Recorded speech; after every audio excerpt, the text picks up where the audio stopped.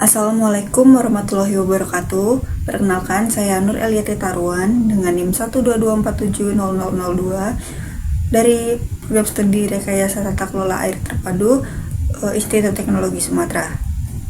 Di sini saya akan memaparkan sedikit materi mengenai Exit Lakom.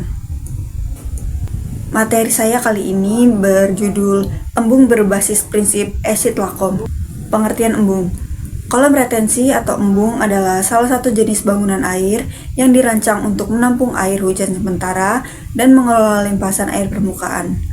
Bangunan ini berfungsi sebagai solusi strategis dalam pengendalian banjir, penyediaan cadangan air, dan menjaga keseimbangan sumber daya air.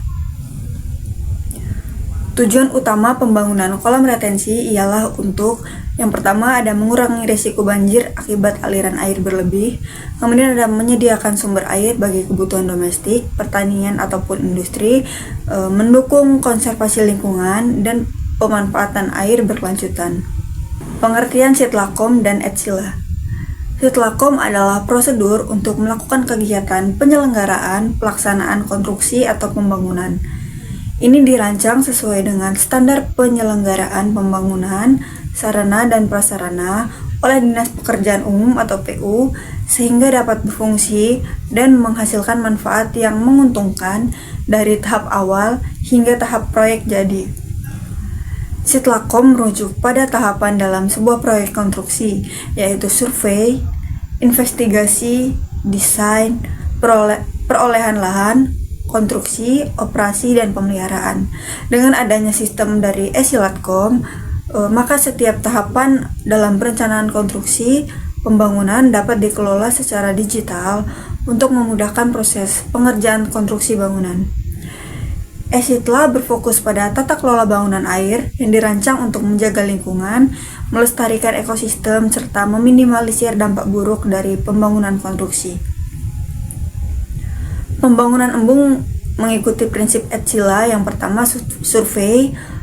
Pada tahap ini, berbagai kegiatan dilakukan untuk memperoleh data lapangan yang mendalam dan akurat mengenai kondisi fisik, sosial, dan lingkungan di lokasi yang direncanakan untuk pembangunan embung. Kemudian yang kedua ada investigation atau investigasi.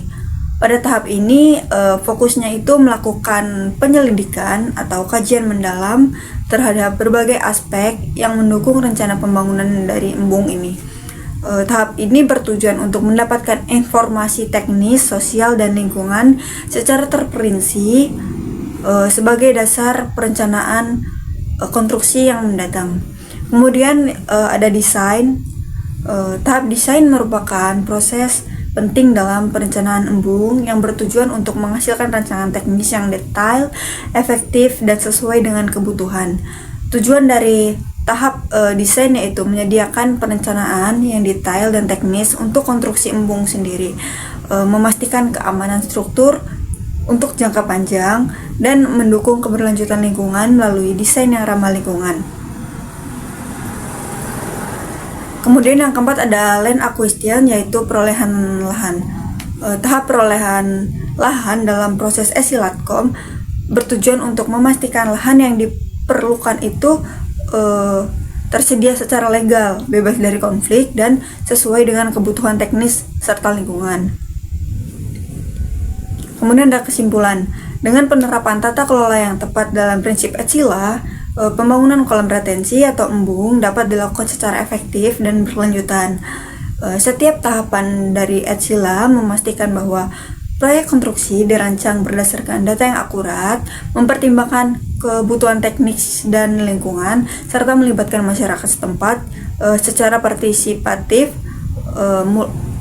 mulai dari eksplorasi potensi lokasi, survei kondisi fisik dan sosial, hingga identifikasi kebutuhan kapasitas tampungan air. Setiap langkah dirancang untuk mendukung keberlanjutan sumber daya air dan mitigasi risiko dari bencana seperti banjir.